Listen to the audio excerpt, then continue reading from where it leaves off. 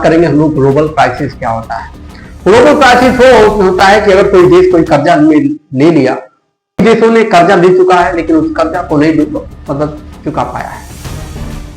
आइए बात करेंगे कि ऐसा कौन से जो देश हैं जो कि कर्जे में डूबे हैं, क्या हमारे प्यारा भारत भी इस डेंजर जोन में है। आइए चलिए बात करते हैं ग्लोबल क्राइसिस के बारे में।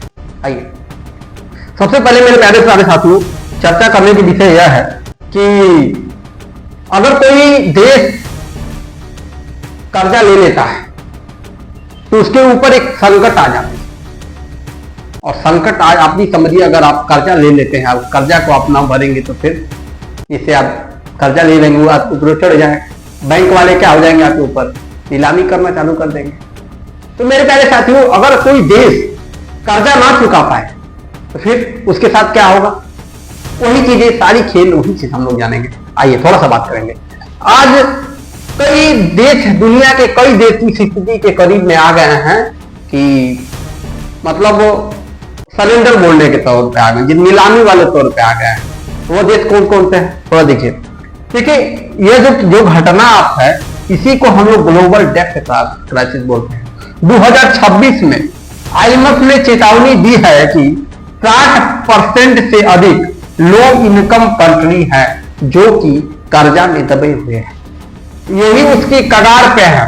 और यह संकट ग्लोबल इकोनॉमी मतलब पूरे विश्व की अर्थव्यवस्था पर, व्यापार पर, जियोपॉलिटिकल स्टेबिलिटी का सीरियस थ्रेट बन चुका है, धमकी बन चुका है। और बताइए, जो आप ही के घर में कोई व्यक्ति है, कर्जा ले लिया है और कर्जा नहीं दे रहा है, तो फिर आप ही के ऊपर से चुकाना पड़ेगा, फिर संकट होगा, उसका घोर नीलामी होगा, उसका मतलब क्या क्या होगा। तो मेरे प्यारे साथियों, आप थोड़ा सा ये चीज सोचिएगा कि सर ये बताइए सोवरेन डेब्ट क्या है, इसके बारे में थोड़ा हमको बता दीजिए। सोवरेन डेब्ट का मतलब होता है सरकार जब लोन लेती है, जब सरकार भी लोन लेती है बैंकों से, सरकार जब लोन ले लेगी उसको हम क्या बोलेंगे, सोवरेन डेब्ट बोलते हैं। ठीक है, जब कहां से लेती है, वर्ल्ड बैंक से लेती है, IMF से लेती है और कई देशों से ले लेती है। ठीक है, देश भी लोन लेते हैं। ठीक है, लेकिन हम इसको डिटेल में थोड़ा हम लोग जानेंगे। तो ये बताइए सोवरेन डेब्ट, व्हाट इज द सोवरेन डेब्ट, आइए डिटेल में चर्चा कर लेते हैं। सर सोवरेन डेब्ट वह ऋण है क्या जो किसी देश के सरकार की डोमेस्टिक या इंटरनेशनल लेंडर से उधार लेती है, उसी को हम सोवरेन डेब्ट बोलते हैं। किसी देश के बड़े बड़े जो व्यापारी होते हैं उससे लेना, लोन लेना, वहां के भूमाफिया उनसे लेना, इसी को हम सोवरेन डेब्ट बोलते हैं। ठीक है, इसमें क्या क्या होता है, इंफ्रास्ट्रक्चर, वेलफेयर स्कीम और बजट डिफिसिट को फाइनेंस करने के लिए। आप भी जब कर्जा लेते हैं किसी की बेटी की शादी करने के लिए, कोई घर बनवाने के लिए, कोई फलाना कोई बीमार होता है, इसी बेसिस पे आप कर्जा लेते हैं। लेकिन अब देखिए एग्जाम में आपको क्या क्या पूछेगा, एग्जाम में की डेब्ट टू GDP के बारे में पूछ लेगा, देश की अर्थव्यवस्था के मुकाबले कुल कर्ज कितना प्रतिशत है, यह आप सभी के एग्जाम में जरूर पूछेगा, SSC और UPSC वाले एग्जाम। मेरे प्यारे साथियों, थोड़ा सा हम लोग यह जानेंगे कि सर जो आपने अभी सोवरेन डेब्ट बताया है, लेकिन आप ये बताइए कि डेब्ट क्राइसिस क्या होता है, व्हाट इज द डेब्ट क्राइसिस क्या होता है। डेब्ट मनी क्या होता है, कर्जा होता है, और क्राइसिस में संकट आता है। तो सर कर्जा डेब्ट क्राइसिस होता क्या है, थोड़ा इसके बारे में बताइए। देखिए डेंजर जोन हो गया है। देखिए जब कोई देश अपना कर्जा रिपे नहीं कर पाता है, मतलब कोई देश ऐसा है कर्जा ले लिया और दे नहीं पा रहा है और नया कर्ज लेने में असमर्थ हो जाता है, और जो नया जब पहले के नहीं चुका पाएगा तो नौका कहां से लेगा, उसी को हम क्या बोलते हैं, उसी को डेब्ट क्राइसिस कहते हैं। ठीक है, रिजल्ट में क्या क्या क्या हो जाता है, बैंक करप्टी हो जाता है। ठीक है, ये चीजें हैं मेरे प्यारे साथियों। लेकिन ये बताइए सर, ये बताइए जो अभी आपने बताया है डेब्ट क्राइसिस, अभी बताया सोवरेन, ये चीजें मुझे बताइए सर, डेब्ट डिस्ट्रेस क्या होता है और सोवरेन डिफॉल्ट क्या होता है। दो तरह से लोग बंधे हुए होते हैं, दो तरह से लोग कर्जा लेते हैं। देखिए देश दो तरह से कर्जा लेता है। देखिए डेब्ट डिस्ट्रेस क्या होता है सर, तो कर्ज चुकाने में कठिनाई पर भी डिफॉल्ट नहीं होना। अगर कोई देश बोल रहा है कि हम डेट डिस्ट्रेस से हम लोग लिए हैं, तो कहने का तो वो कर्ज चुकाने में कठिनाई से पर भी वो डिफॉल्ट नहीं हुआ। ठीक है, सॉवरेन डिफॉल्ट क्या होता है? देश ने कर्ज लिया, रिपे करना बंद कर दिया, उसी को हम क्या बोलते हैं सर? सॉवरेन डिफॉल्ट होता है। नहीं, कहने का तात्पर्य है कि दो तरह से होता है। लोन सरकार दो तरह से देती है, ठीक है, मतलब पूरा वर्ल्ड लेवल IMF दो तरह से देती है। अगर वह डेट डिस्ट्रेस है कि मैं चलो ले लिया, धीरे धीरे चुका रहा है, आइए सॉवरेन डिफॉल्ट क्या है? साफे बंद कर दिया। मतलब कोई क्या होता है, पैसा ले लिया और खा लिया, बोला देवे नहीं करेंगे, फिर क्या करेंगे आप? घर के घरी लंका डाली वाला हाल हो जाएगा। तो मेरे प्यारे साथियों, थोड़ा सा हम लोग यह जानेंगे कि सर ग्लोबल डेट क्राइसिस का मुख्य कारण क्या है, की काजेज क्या है? सर ये जो संकट जो आए हैं हमारे देश में, भारत में हुआ और कई देशों पे आया है, जो संकट आया है, कर्जा लोन हो गया, बेचारे भर नहीं पा रहे हैं, इसका रीजन क्या है? तो मेरे प्यारे साथियों, फर्स्ट रीजन आ रहा है कोविड-19 पैंडेमिक महामारी। आप सभी लोग कोविड महामारी के बारे में आप लोग सुने होंगे, सुने क्या है? सब लोग उसको देखे हैं। और सर इस महामारी से कई लोगों की मतलब जिंदगियां चौपट हो गई, मतलब तहस नहस हो गई। तो एक आम आदमी नागरिक का जिंदगी तहस नहस हो सकता है, तो आप समझिए देश क्या होती है, देश का भी संकट है। तो सारी घटनाएं इसी के तौर पर मेरे पैसे।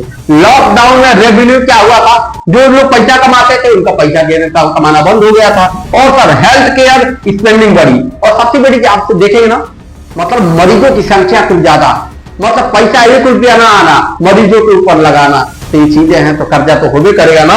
तो ये भी क्या सर, यही डिस्ट्रेस हो गया, यही चीजें हुई। अगला सर रशिया और यूक्रेन का वार, ऑयल गैस फूड प्राइस बढ़े और इंपोर्ट बिल बढ़ा और इन्फ्लेशन बढ़ा। जो रशिया और यूक्रेन में जो युद्ध हुआ, इससे क्या हुआ?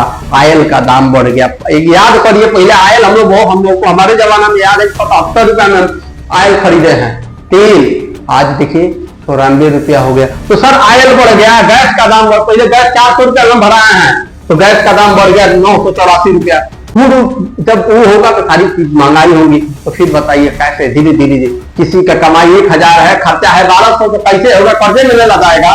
आप बताइए, ये चीजें हैं।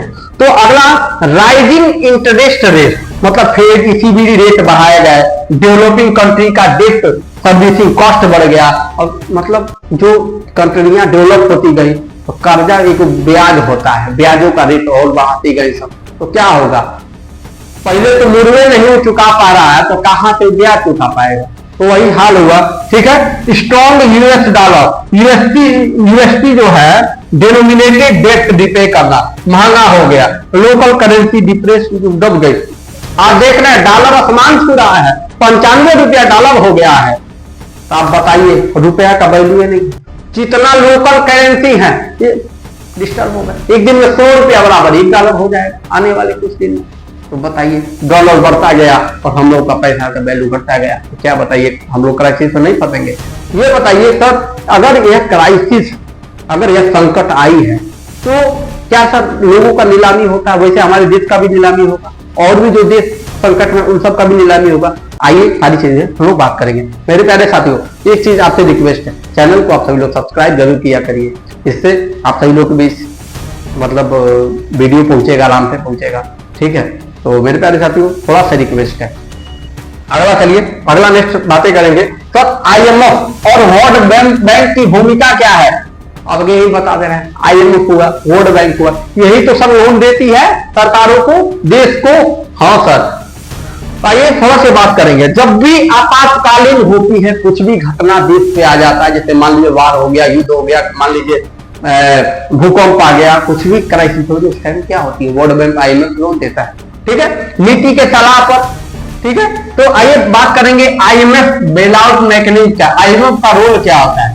IMF इमरजेंसी में लोन देता है, कंडीशन लगाता है, हेल्प भी करता है, सहायता भी करता है, प्रेशर भी करता है, दोनों काम करता है। लेकिन बात करेंगे सर, देशों को स्टैंड बाय स्टैंड अरेंजमेंट करता है, जिसको SBA बोलते हैं, और एक्सटेंडेड करता है, फंड फैसिलिटी करता है और लोन देता है, लेकिन स्ट्रिक्ट कंडीशन में देता है। बोलता है कि अगर नहीं तो होगा तो फिर समझ जाना मैं क्या क्या करूंगा। तो ये चीजें है मेरे प्यारे साथियों की। ऋण पुनर्गठन, ऋण को देगा लेकिन निगरानी करेगा, आप किसी से ले रहे हो और लेनदारों के बीच बातचीत करता है और निगरानी बनाया रहता है, 24 घंटा निगरानी बनाया रहता है। इसमें सब सब्सिडी कम करना, टैक्स रेवेन्यू बढ़ाना, करेंसी का डिवैल्यूएशन करना, पब्लिक स्पेंडिंग कट करना, सारी चीजें ये नहीं होता है। जब आपकी बेटी का ब्याह होता है तो आप लोन लेने को उठते हैं, लोग कर्जा लेने जाते हैं ब्याज, तो जो चीज 5% पे चल रहा है लोन देने वाले 10% कर देता है। आम गरीब लोग ऐसे ही तो दबे हुए हैं। ये दुनिया मेरे प्यारे साथियों सिर्फ गरीब गरीबी ही रह गया है, अमीर अमीर बन गया है। ये मतभेद कैसे जुड़ेगा, महंगाई सर पे चढ़ चुकी है। मेरे प्यारे साथियों ये सारी चीजें हैं। एसबीए ऋण क्या होता है सर, ईएसएफ ऋण क्या होता है, थोड़ा सा जान जाते हैं सर। एसबीए ऋण का मतलब होता है त्वरित और अस्थायी सहायता, मतलब सर मैं तुरंत सहायता कर देना। अगला सर ईएसएफ ऋण क्या होता है, लंबी अवधि का समर्थन। ठीक है बाबू पैसा ले लो, जब तुम्हारे पास होगा तो दे देना। लेकिन सर एसबीए ऋण वो होता है कि तुरंत अगर काम बाबू इतना 1 महीना हम तुमको समय दिए हैं, 1 महीना से 1 दिन कम हुआ, 1 दिन ज्यादा हुआ तो फिर समझ जाना हम क्या करेंगे। तो वो चीजें होती हैं, उसी प्रकार गवर्नमेंट भी ऐसा करता है। अब बताइए, अब बात करेंगे सर ये बताइए इस जो आप बता रहे हैं, जो डेब्ट क्राइसिस बता रहे हैं, कौन कौन देश है। सबसे पहले तो पाकिस्तान है, नल्ला देश हमारा पाकिस्तान, श्रीलंका, अर्जेंटीना, पाकिस्तान, ये तीनों देश क्या है संकट में पड़ चुके हैं, भिखमंगा हो गए हैं। कुछ दिन में लोगों की नीलामी होने वाली है, तो कौन खरीदेगा, हमारा प्यारा भारत खरीदेगा। ठीक है, तो सर श्रीलंका 2022 में इनकी स्थिति एकदम खत्म हो गई। पहला एशियन कंट्री जो कोविड-19 के बाद क्या हुआ, फॉरेस्ट रिजर्व में भी, फ्यूल मेडिसिन में क्या सब डिस्टर्ब हो गया। अगला सर अर्जेंटीना क्या हो गया सर, इतिहास में 9 बार यह डिफॉल्ट हुआ है, मतलब 9 बार यह बदनाम हो गया है। सबसे रिसेंट 2020 में क्या सर 65 बिलियन डॉलर को में डिस्टर्ब हुआ था सर, लेके कर्जा डुबो लिया था। आईएमएफ के सर कितना लिया था, 44 बिलियन डॉलर लिया था, लेकिन सर किसी को नहीं चुका पाया। ठीक है, पाकिस्तान नल्ला देश 2023-24 में बोल दिया कि भाई हम भिखमंगा है, सही में भिखमंगा है। ठीक है, पॉलिटिकल इंस्टेबिलिटी, फ्लड में, बाढ़ में, इन्फ्लेशन में कितना लिया था सर, 3 बिलियन डॉलर लिया था। और stand by loan, forex crisis, energy shortage और डेब्ट रेट में साइलेंट चुनौती आ गई। तो ये मैं सभी आईएमएफ हुआ चाहे वर्ल्ड बैंक हुआ, आप लोग से मैं कह देना चाहता हूं, अगर मेरी क्लास आप लोग के बीच पहुंच रही है तो भाई इस भिखमंगवा सबको लोन काहे देते हो, जब लोन दोगे तो यही हाल होगा ना। आइए देखते हैं हमारा प्यारा भारत है कि नहीं इस संकट में। थोड़ा सा हम बात कर लेते हैं सर, क्या और देश भी इस संकट में है। Can more country go bankrupt, दिवालिया घोषित हो गए हैं। आइए थोड़ा सा देख लेते हैं। हाँ सर, आईएमएफ के अनुसार रिस्क जोन में 3 जोन बनाया है। कौन कौन सर, आईएमएफ 2024 के रिपोर्ट के अनुसार 30 गो डेवलपिंग जो कंट्री, जो बढ़ रहे हैं जो देश सर हाई डेट डिस्ट्रिक्ट में रिस्क में है, उनको कब दिवालिया हो जाए कोई पता नहीं है। आइए बात करें, एग्जाम पॉइंट में आप लोग के क्वेश्चन जरूर आएंगे। अगला थोड़ा सा बात कर लेते हैं, वो देश कौन सा है सर, भारत का असर क्या है सर, इम्पैक्ट ऑन इंडिया क्या है सर, हमको भारत में बताइए, भारत पे क्या असर पड़ा है। आइए थोड़ा सा बात करते हैं सर। स्ट्रॉन्ग पोजीशन, इंडिया का जो एक्सटर्नल जो कर्जा है सर, जीडीपी इसका 20% है। ठीक है, और मैनेजेबल लेवल है। फॉरेक्स रिजर्व इसका कितना है सर, 640 बिलियन डॉलर है, 2024 में रिपोर्ट हुआ था। बफर स्ट्रांग है, और सर ये भी कर्जा लिया है, लेकिन क्या है, हमारी इकोनॉमी मजबूत है, सारी चीजें हम लोग मेहनत कर रहे हैं, तो हम लोग सर वो क्राइसिस में नहीं, हम लोग बाहर हैं। ठीक है, लेकिन और सर ये सर इनडायरेक्ट रिस्क क्या है सर, ग्लोबल स्लो डाउन से एक्सपोर्ट इफेक्ट प्रभावित हो रहा है सर, रिमिटेंस कम हो रहा है सर, ऑयल का प्राइस सर बढ़ने का चक्कर है, वोलेटाइल इन्फ्लेशन रिस्क है। अब देखिए जो वार हुआ है ईरान और इजराइल को लेके, हमारे देश में कितना संकट आया है, पड़ा है ना। तो भाई संकट जब बढ़ेगा तो देश भी डिस्टर्ब हो जाएगा। यदि देखिए हर देश लोग बिना लोन से कुछ हो नहीं सकता है, आप बिजनेस करेंगे लोन लगेगा, चीजें हैं, सब लोग के पैसा थोड़े रखते हैं, चीजें हैं। सब स्टेट लेवल डेप्ट क्या होता है, पंजाब में, राजस्थान में, केरला जैसे स्टेट से डेप्ट हाई है और फिजिकल रेस्पॉन्सिबिलिटी मॉनिटर करनी होगी सर। पंजाब में लोग कर्जा लेके बैठे हैं, पंजाब जो राज्य है कर्जा ले लिया है, राजस्थान में ले लिया है, केरला भी ले लिया है, सब कर्जा में दबे हुए हैं। ठीक है, तो सब यही चीजें हैं। श्रीलंका सबसे ज्यादा नहीं डूबा है, पाकिस्तान हल्का फुल्का, इसको तो श्योर है कि मरेगा ही। अर्जेंटीना इंडिया थोड़ा बहुत कम है, और यूएस से आज देखिए हाल है। तो सबका जीडीपी, एक्सटर्नल जीडीपी क्या है, एक्सटर्नल जीडीपी सबसे ज्यादा किसका है, श्रीलंका।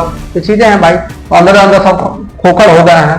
ठीक है, अब बात करेंगे सर, ये बताइए मुख्य चुनौतियां क्या है, की चैलेंजिंग क्या है। बबुआ को आप देख रहे हैं, इनके सामने कुछ चुनौती आया है। चुनौतियां ये समझ लेते हैं सर, डेप्ट सस्टेनेबिलिटी का अभाव।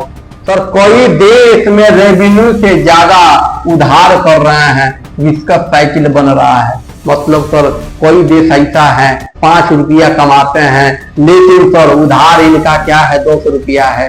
तो भाई कर्जा पे कोई चीज मंजिल नहीं तैयार हो पाती है, ये चीजें हैं। दूसरी चीजें सर क्लाइमेट चेंज और debate double burden. Sir developing country को क्लाइमेट एडेप्टेशन के लिए बारो करना पड़ रहा है। कोई जगह क्या हो रहा है सर, जब क्लाइमेट चेंज होगा, आप समझिए, अभी मान लीजिए अभी हम लोग का गेहूं बोया गया था, और गेहूं जब हम लोग का फसलवा तैयार हुआ है, तब तक भगवान क्या किए हैं, बारिश गिरा दिए हैं, कोई गेहूं क्या हो गया, डिस्टर्ब हो गया।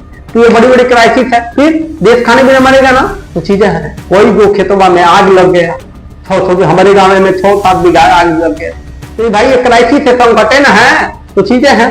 अगला देखिए सर, जियो पोलिटिकल फ्रेगमेंटेशन क्या होता है। चाइना और वेस्ट लैंडिंग कंपटीशन, कंट्री को साइड चूज करना पड़ रहा है। ठीक है सर, प्राइवेट क्रेडिट की अनविलिंग क्या है, हल्का से इसके बाद। तो प्राइवेट क्रेडिट क्या होता है, अनविलिंग क्या होता है। प्राइवेट लेंडर जो होता है रिस्ट्रिक्टेड में कॉपरेट नहीं करते हैं, और इनमें डील क्या होता है, फेल हो जाता है। कहने का तात्पर्य है कि आप लोग पहले सरकार के पास लोन लेने आते हैं, सरकार लोन नहीं दे पाती है, तो फिर आप जाते हैं अपने गांव के यहाँ जो सूद पे जो देता है पैसा, उससे देते हैं। सोनार के पास जाएंगे, अपना गेहूं मतलब जो भी सोना होना उसको रखेंगे, यही न करेंगे और क्या कर सकते हैं, खेत को बांधे रखेंगे। उसी प्रकार देश में भी होता है। ठीक है, गोल्ड बांधे रख देता है, सारी चीजें कर देता है। तो सावधान और निष्कर्ष क्या है सर, सॉल्यूशन क्या है, इसके बारे में थोड़ा जानइए। तो सॉल्यूशन है ये समाधान, डीप रिस्ट्रिक्टिव फ्रेमवर्क, G20 का कॉमन फ्रेमवर्क इंप्रूव करना है। और सर SDR एलोकेशन, IMF से स्पेशल ड्राइंग राइट बढ़ाना है, अधिकार को बढ़ाना है। तीसरा सर जी लोकल करेंसी को, ठीक है सर, जो उधार लिए हैं USD पर डिपेंड कर रहा है, इसको पहले थोड़ा हटाना है, अपने पैसा को मजबूत करना है। तीसरी सर फिजिकल जो डिसेबिलिटी, टैक्स बेस्ड जो बर्डन आपके सामने आ रहा है, वेस्ट स्टैंडिंग जो कट रहा है, सारी चीजों को हमको सही करना है। थोड़ा सा देख लीजिए, यूपीएससी और एसएससी में आप समझो कि एग्जाम्पल मतलब क्वेश्चन आएगा, आपको लगता है कि आप ही कर्जा में डूबे हैं, या हमारे देश पूरे विश्व में लोग कई देश कर्जा में डूबे हैं। तो मेरे प्यारे साथियों, अगर आप भी कर्जा लेते हैं तो कर्जा पे कोई भी काम लेके मत करिए, पैसा है तभी करिए। कहा जाता है जितना चादर होता है उतने गोल पसारा जाता है, उससे ज्यादा करेंगे तो फिर आप संकट में आ जाएंगे। तो फिर आपकी क्या राय है, कमेंट बॉक्स में आप सभी लोग सुंदर सुंदर देश के बारे में बताइएगा, क्या चीजें चल रही हैं। ठीक है, तो मिलते हैं आपसे लोग नेक्स्ट क्लास में। जय हिंद।